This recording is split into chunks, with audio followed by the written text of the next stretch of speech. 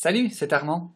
Pour ce nouvel épisode, j'ai eu la chance d'interroger Trent, un improvisateur situé en Finlande, pour discuter d'impro, cette discipline qui nous rassemble à travers les pays du monde entier. Vous allez pouvoir le constater, l'entretien se déroule en anglais. Un petit défi pour moi, mais j'espère que vous n'en perdrez pas une miette malgré tout. Mes excuses toutefois aux auditeuristes qui ne parleraient pas anglais. On vous invite malgré tout à réécouter l'un de nos précédents épisodes en attendant celui de la semaine prochaine, qui sera de retour en français. Bonne écoute! Impro Blabla. Discussion et échanges autour de l'impro, la vie et tout ce qu'il y a entre les deux. Hi everybody, hi and welcome for this new episode of Impro Blabla. As you can see, I speak in English because this episode is a little bit particular. Yeah, sorry for my accent if you do not understand. Well, that's a great beginning. So as I was saying, I speak in English because we are with Trent Pancy. From Finland, who is an improviser of Yes Finland structure, who produces classes, live shows, and corporate training sessions in Finland. So hi Trent, how are you today? I'm very well, thanks. And hello, everyone listening. Thanks for accepting my invitation. I'm really happy to be with you today because I found your website. By luck, I may say we didn't met ever, Nope. but we are reunited by the great family of improvisation. So That's right. So just to begin, I would like to know since when did you start improv and why all of these questions? Sure. So, first of all, I do live in Finland, but I'm not originally from Finland. I'm originally from the US. I'm from Michigan, so not too far from Canada. And I've been living in Finland for 10 years. And before that, I was doing in the US, I did a bunch of improv, and then I moved here and continued doing improv. But the question was, how long have I been doing improv and how did I start? I started doing improv in 2002 and haven't really stopped. I've taken a few breaks here and there, but when I went to university, there was an improv team that was doing a show on like our freshman week, like the first week before school starts. And I saw it and I said, that looks awesome. So I auditioned, but didn't get on the team. And I started studying theater and I started going to weekly improv classes that they had. And 3 years later, after trying, I finally, after 6 or 7 rounds of auditions, I finally got invited to the team. And so that was when I started performing improv somewhat regularly. And then after that, I moved to Chicago, where I studied at Chicago's Second City and the IO Theater and Comedy Sports in Chicago. And I started doing improv kind of semi-professionally while I was there. And then I moved to Finland 2010 and slowly but surely kind of kept doing a little bit of improv here and there, and then started a team, started teaching, started a festival, and slowly started a company. Is it related to improv that you moved in Finland? Only in so much as that when I proposed to my wife, it was on stage at Second City after a show. Wow. But she is not an improviser. She's from Finland, and we were dating long distance and I got tired of that. And so I moved to Finland effectively expecting my improv life to be done. And I had kind of come to terms with that. But then, like I said, little by little, improv kind of worked its way back into my life. So when you came to Finland, how was the improv industry? Was it a thing then? Or? Yeah, certainly. So improv has been in Finland for a little over 20 years. For the most part, it was Finnish language improv, which of course makes sense. And there have been plenty of teams that do improv in Finnish. There's even quite a few before I moved here that would go and do improv outside of Finland in English, traveling to festivals and things. But at the time that I moved here, I would say, so the city I live in is called Tampere, and it's the theater capital of Finland. There's a little over 200,000 people at the time. Okay. And there were probably 4 or 5 improv groups in Tampere. And now there's probably something like 12 or 13. Okay. So there's a vibrant improv scene, but there's still no improv theaters in Finland. How many people that do live in? Sorry, I will not pronounce it because I will not do it right. But that's all right. in Tampere, right now there's somewhere between 200 250,000. Okay. So it's a small city, but for Finland it's big. And I mean, all of Finland there's 5.5 million. And in the Helsinki region, I think there's 600,000. And then a couple of cities like Tampere with 200, 300,000. And then after that, all the cities basically have like 60,000 people. But nowadays, even small towns in Finland have improv. And I certainly am not responsible for improv being in Finland by any means, but I would say, a big part of the reason why improv has grown, largely because we've started teaching improv kind of privately instead of through like government like city programs.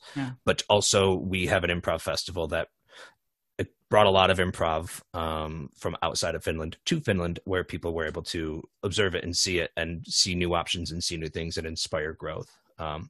But I mean, I think also without me, the improv scene in Finland would certainly still have grown and still have thrived.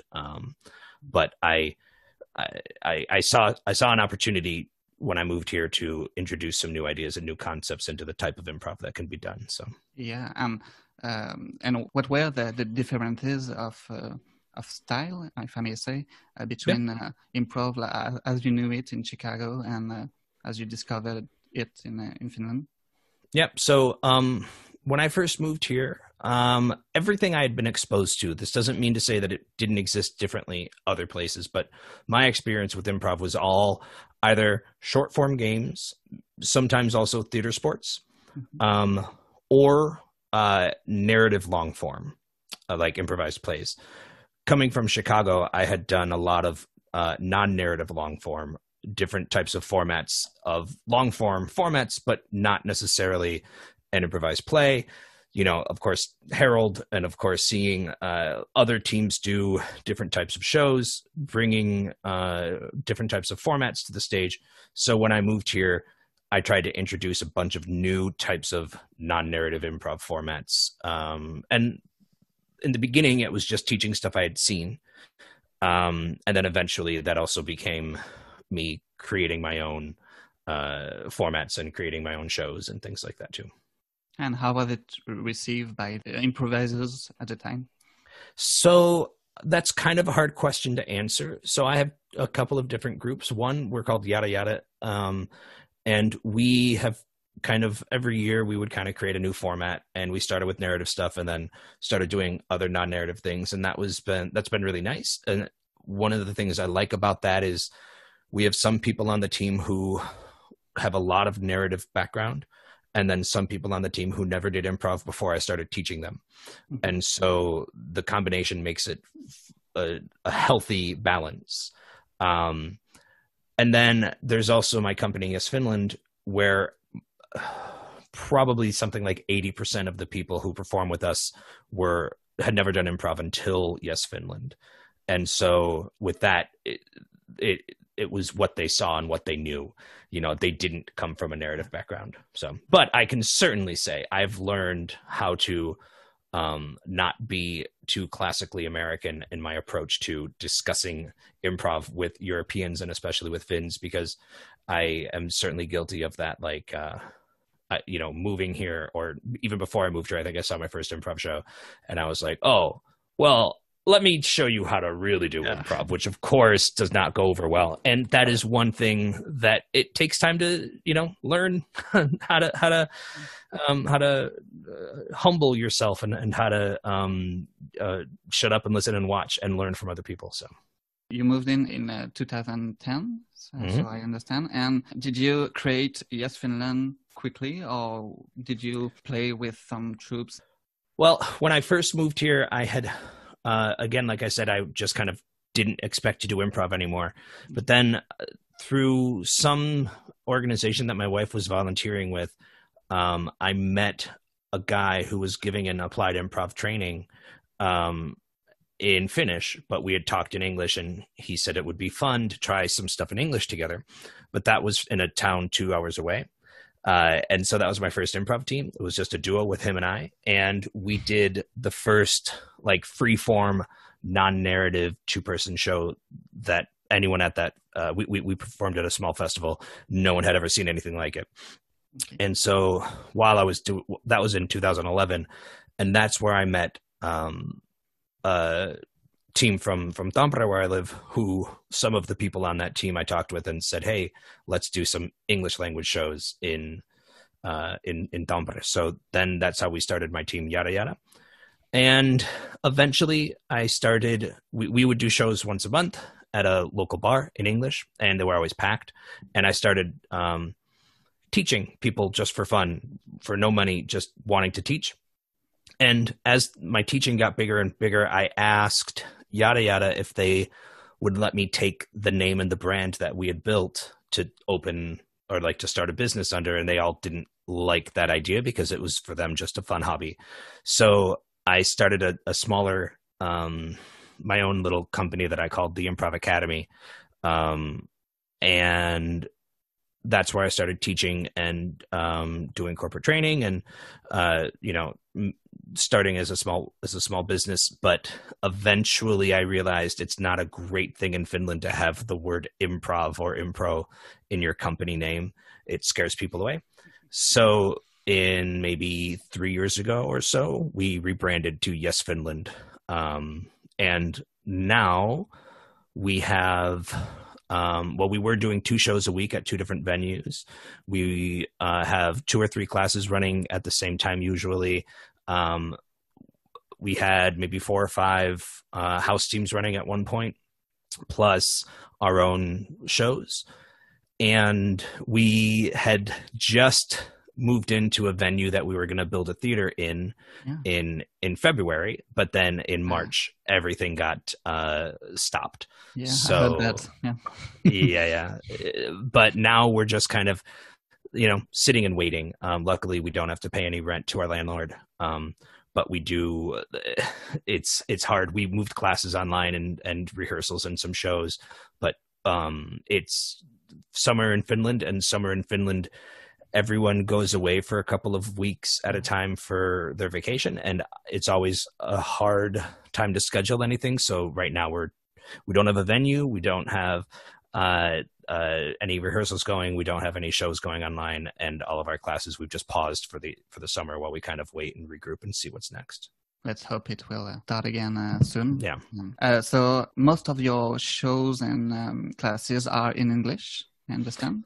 Yeah, we've kind of dipped our toe into doing stuff in Finnish. We've had 2 house teams in Finnish running simultaneously, but we found one of the reasons that it's hard for us to do stuff in Finnish for classes in Tampere. They have very good courses in Finnish through the city that are very cheap because it's subsidized. The class prices are subsidized from the local government. Mm-hmm. So you could pay 40 euros to get 16 weeks or 20 weeks of a class. And of course, yeah. And my classes are 2 or 3 times that for 8 weeks. So it was hard to do stuff in Finnish. But also we had this problem where we wanted to be bilingual, Because I would say probably 60% of our performers are Finns, maybe 70. But then we got into the problems with double marketing, double branding, dealing with two different types of languages, and also splitting our already small main stage ensemble into two to do shows in both English and Finnish. And after maybe a year and a half of exploring shows in Finnish, we just decided to focus on English for a while. You have some foreigners who come to play. Yeah. You are the referent for foreigners, improvisers? Yeah, I think one of the reasons that people in Tampere, it's not a big city, I think the people who find us to do improv, if they're non-Finns, they come to us maybe they never would have tried improv in their native language, but because they're in a small city where there's not a lot else to do, it's one of the cool things. You can come see our shows in English. There's 3 big universities here, so we get a lot of students and international students from those universities coming to see our shows, and sometimes they'll find their way to our classes. So you talked about a festival that you organize. Yeah. What kind of festival is it? Yeah. So in 2012, we had our first version of the Finland International Improv Festival, and we did 7 straight years, and then we took a break on purpose. And then this year we had to take a break. We were prepped to do a festival. It was supposed to happen in June, but of course it didn't happen. It started as a festival that the goal behind it that I had was to bring outside teachers to Finland to show Finland new concepts of teaching, and then outside teams to show new concepts of teams. And eventually it just became one of the big festivals on the international European festival circuit. And it's not big in size. We have probably 80 participants every year, maybe 12 teams, 8 to 10 teachers, and shows for 4 nights in a row and workshops during the days.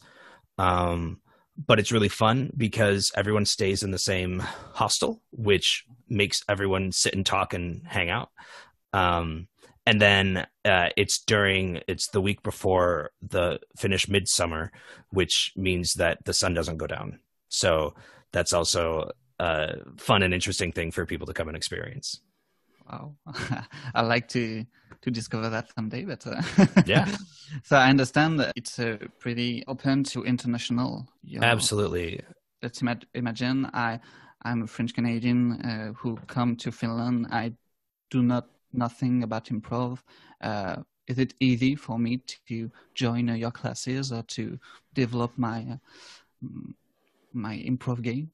Yeah, so we have level 1 classes in English that start sometimes 3 or 4 times a year, sometimes just twice, and then we do once a month at least just free open improv jams.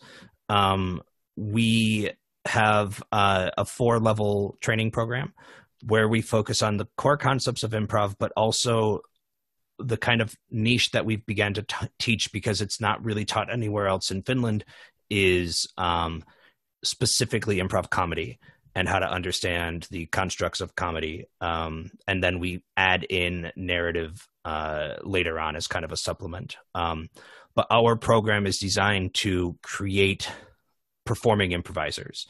We love to have hobbyists, but our goal is that after the first year, our training program takes about a year, that you can then audition for our conservatory, and then you get coached once a week for a month, and then you do a show, and then the next month you have a new coach.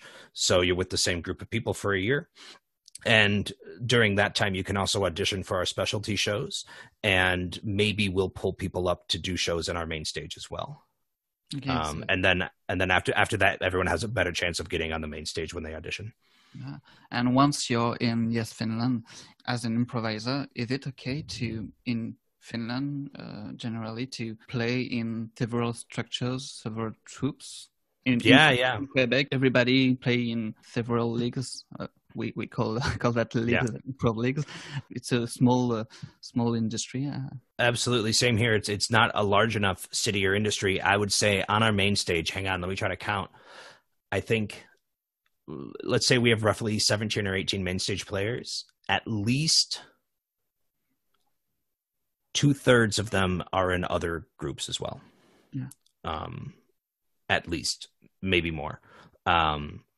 Because again, there's not a huge amount of opportunity, and there's only so many stages here. And so we also like cultural and international diversity on our stage and in our classrooms, but also we like to have diversity in style and background. And so a lot of our players started out doing improv in Finnish somewhere else, and then auditioning, and then starting doing improv with us in English as well. The only big challenge really is because it's so small. Sometimes we have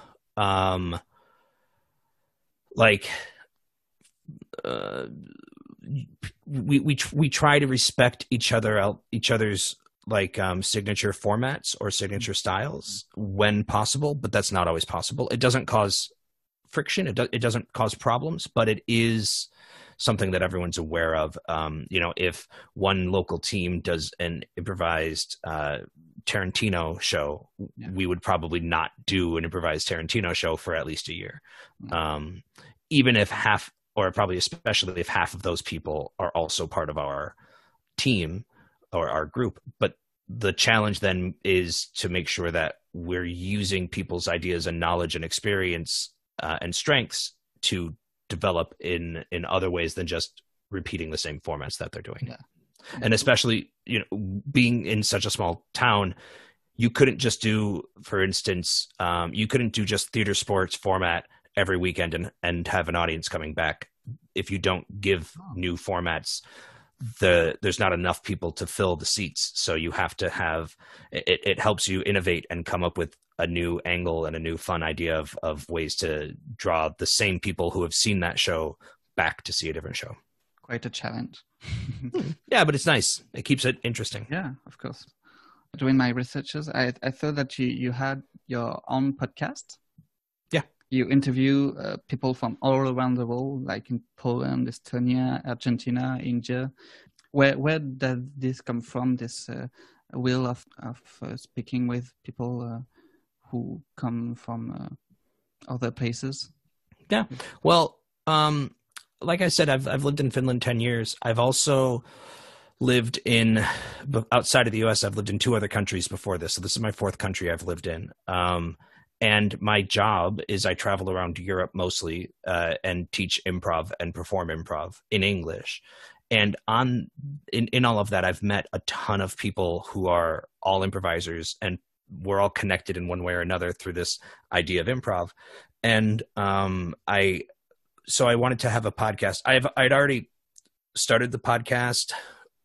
Season 1 of the podcast is just talking to people in Finland in any creative industry, because my goal was to help future Finnish creative professionals take that step towards following their dreams or goals or whatever. And so I would talk to like TV writers and stand-up comedians and bloggers and whoever, to just interview them about themselves and where, like, their path. And so for season 2 of the podcast, we wanted to do it where I talked to improvisers that I knew around the world. I'm part of an international improv, group called Ohana, where it's 50 improvisers from 20 some countries who get together 3 times a year in different parts of Europe and just hang out and connect and learn from each other. And so that's some of my guests I've interviewed from there, and also through all my different travels and hosting people in Finland at our festival. I've met a bunch of people from all parts of the world. And so I've noticed just when we talk, I'm interested in them as people, and a lot of improv podcasts talk about improv a lot, which I think is good, but the season 2, we've tried to focus on, it's a podcast about improvisers, not necessarily about improv.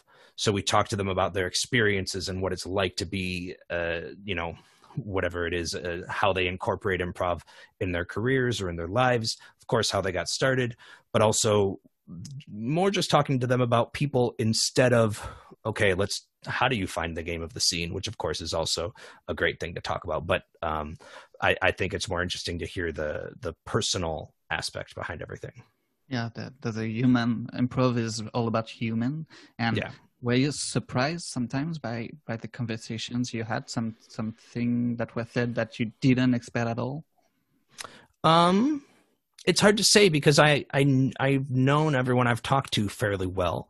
I've at least done a show, I think, with every person that I talk to, at least one show, sometimes more. And the things I might have been surprised by were probably similarities in our experiences, even though we're from different parts of the world. I've learned things from talking to people about myself and about them. But I don't know if there's anything that was like shocking to hear in any of these conversations. Yeah, but I can relate to what you're saying because for doing the same process, sometimes we talk about things that I already knew. I'm doing the air quotes, air quotes, but to put words on it, sometimes it's like, oh yeah, I forgot about this, and I see it from a different angle, and it's cool sometimes to, like you said, be humble and to discover that your truth is always moving. Do you always agree with the people you speak with? Did you ever have a clash with somebody about improv? Well, I think those are two different questions. The first was, do I always agree? No. The second, do I clash? Also no. So one thing I've learned in the 9 years that I've been traveling around and teaching, and like I said earlier, I had to learn this, is I start all of my workshops with two phrases, two warnings to people. Not warning, I can't think of the right word. But I start with two things. Number one, I say, your English is good enough. And as a native English speaker, I speak quickly, but my job is to travel around Europe and teach improv in English to people as their second language. So ask me to slow down, ask me to repeat myself. I'll very happily do that. So I get that out of the way. The second thing I say is everything I'm teaching is a way of doing things. It's a thought. It's an approach. It is not the only approach. Hopefully you'll learn something from this and take something away, but I don't want anyone to think that what I'm teaching or what I'm sharing is the correct way to do something. And that's really important, especially as a cis white male from America in Europe teaching improv. A lot of people have had my opportunity to have my voice. And so I want to make sure that since I also have that opportunity, that I'm using it properly, and I can be forceful in my opinion, the way I express it, but I'm always malleable or open to change when I hear something new or different. And I think the only clashes I might have with people would be if they haven't yet learned that and it's causing problems somewhere else. Did you ever improv in Canada or in Quebec? Never in Canada, oddly enough, even though I lived so close to Canada for most of my life. I have not. Because I come from France, like you. I moved in Canada, in Quebec in 2011. Okay. And the most of what I knew about Quebec, it was improv. And in Quebec, it's the match the competitive short form, the match with a referee, like in the hockey game with two teams. How is that perceived in the US and Finland, this kind of form? Well, in the US, I don't know anyone who plays the sort of theater sports match. I know a lot of people who do comedy sports, which, if you know the history of comedy sports, supposedly it was someone who was a former theater sportser that said, let's do it a little differently. But I guess there's controversy that it's not different enough. But my experience with competitive improv is with comedy sports, which I don't know enough about the match to know the specific differences. But I think everywhere you have improvisers who get introduced to improv with short form, whether that's competitive short form or just short form show. And they start doing that. And then they find long form. And then they say, well, now this is real improv. Yeah, this is short form. Screw that. That was old. Yeah, who does that anymore? And I think that's very, very prevalent everywhere, which I think is a faulty way of approaching anything. I think I love doing short form and I love doing long form, and I think Jill Bernard put it very well in the best way that I can say it is to reference her, which is the idea that the more short form you do, you use that to get better at long form, and the better long form you do, you can use that to get better at short form. But I will say short form here in Finland and in the US, and honestly everywhere I've taught, is known as the audience pleaser or the crowd pleaser. It's what you do to bring in people for a fun, exciting, high energy night. And then long form is more of the artistic expression. And I think that the kind of improv that I teach and the kind of stuff that we produce at Yes Finland is a healthy balance of the two, where we take that same short form energy but inject it into shows in different ways. That's a great way to see that, because I discovered improv with the match, with the competitive form. It's everywhere in Quebec, in schools, in universities, and for amateurs. The match is the thing, So sometimes it's hard to experience other styles and to develop other games, other shows. Is it a problematic that has been exposed, or? I think so. I can equate that a little bit to Finnish improvisers doing improv in Finland in Finnish. That it can seem and feel like you're doing the same stuff with the same people and the same structures, and that can be enough for some people. And for the one person in that group, or the two people who have gone outside of Finland to some festival and come back to Finland and said, hey, there's this. I know sometimes they get, they don't feel supported in their desire to try new things. I think I was talking with, on my podcast, I think it was the second or third episode. I think it's from Strasbourg, Dan Seyfried, who was explaining same thing about match in his home, that's the number one thing everyone does. It's the one thing everyone wants to watch.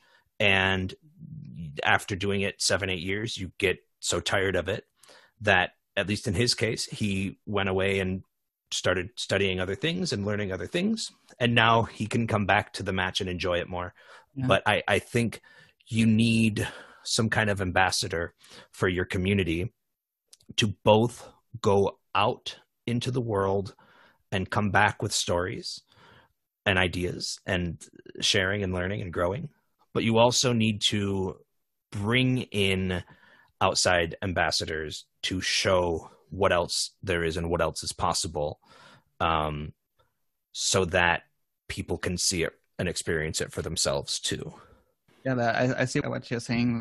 Like there's no one truth let's see what is done elsewhere and bring it in our game. Why not?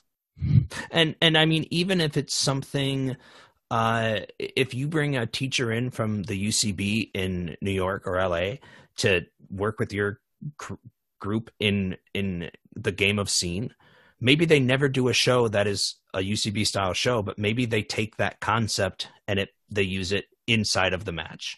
If you bring someone in and they teach you how to do a silent show for 1 hour, maybe you never do that show, but maybe you bring in those concepts and use them in the match. And I think that's one of the things, as we are,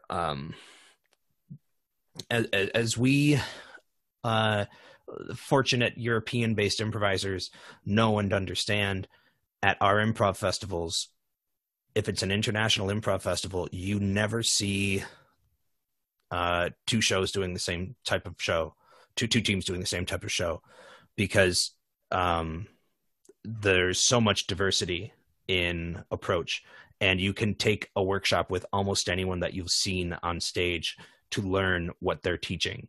And like I said, you can then bring that back home or invite them to your, community to teach. And that's something that is invaluable. It's priceless. Mm-hmm. And I think I was just having a different podcast interview.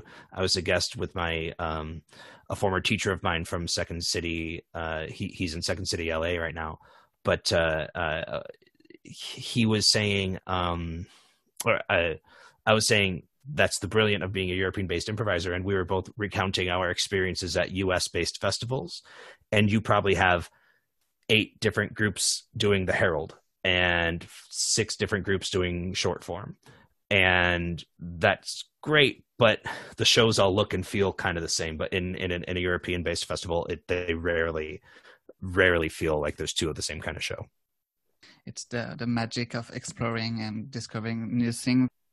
Well, and the beautiful thing too is as a person who lives in Quebec, you could you with your team could apply to do a show at a festival in Europe, and you might get in. And if you get in, of course, you can come take part. But most European festivals now have a chance to perform or participate even if you're by yourself.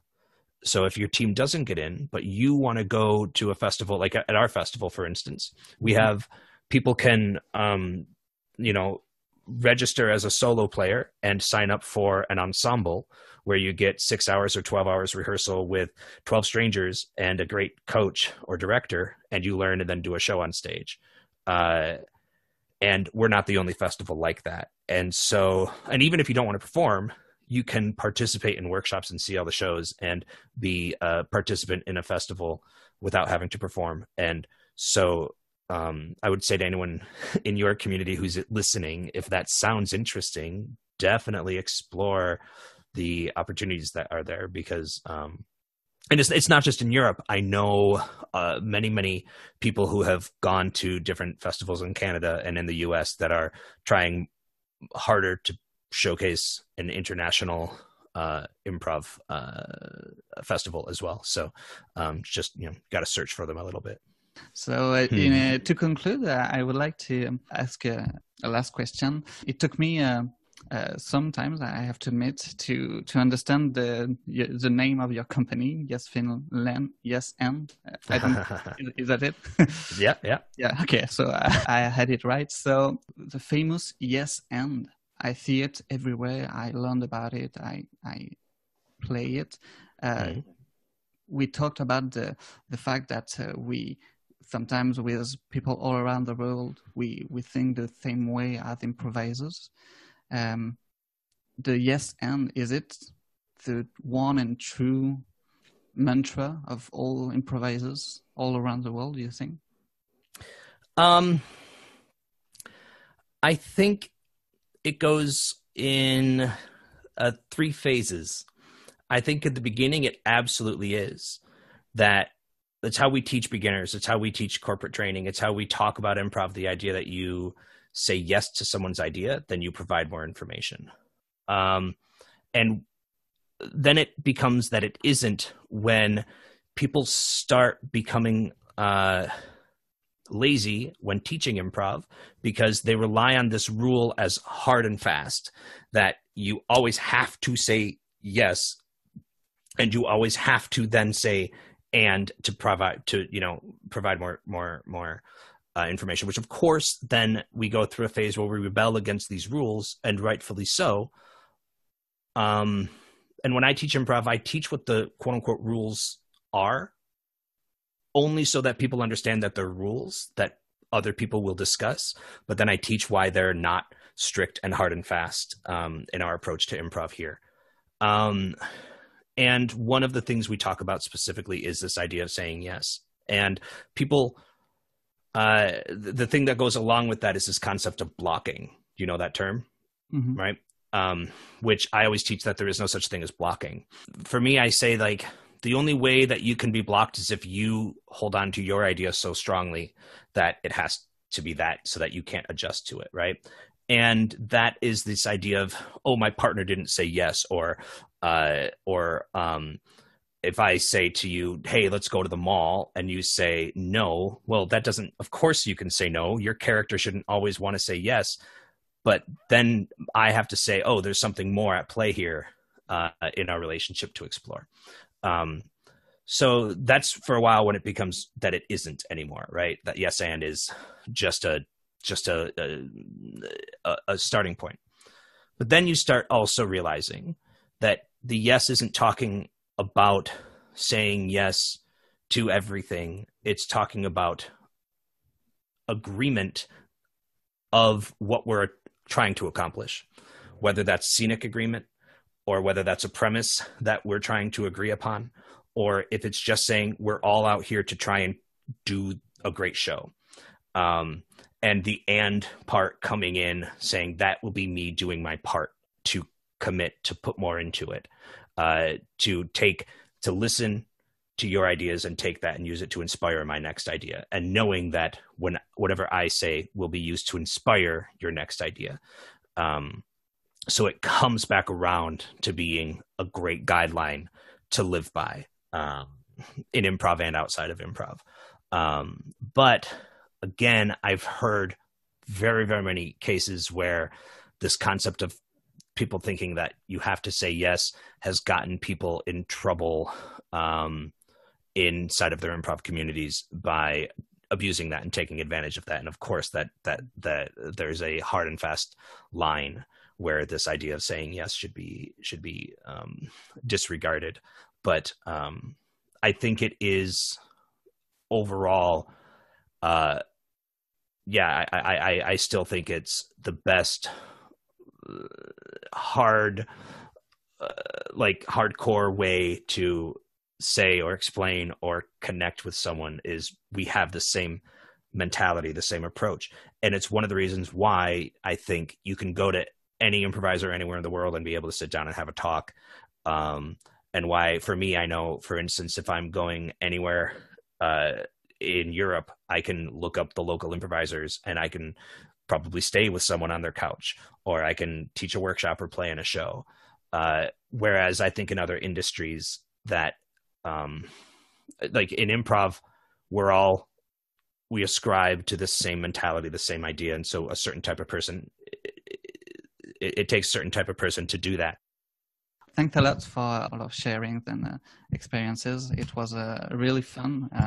I hope I was intelligible. Is it? Yeah, it was great questions. Real fun, and I appreciate you having me here. It's a great opportunity, so thank you. So I recommend your podcast. I listened to some of them, and it's really interesting. That's great. And I hope you can go back to your activities really soon. Yeah, let's see. I hope we can maybe meet someday in real life. Yeah, for sure. You come to Finland. With pleasure. So thanks a lot, and have a good night. Yeah, thanks. And enjoy the rest of your day with our time difference. Yeah. Bye. All right. Bye. Impro Blabla est un podcast proposé par les membres de la Rocambolesque.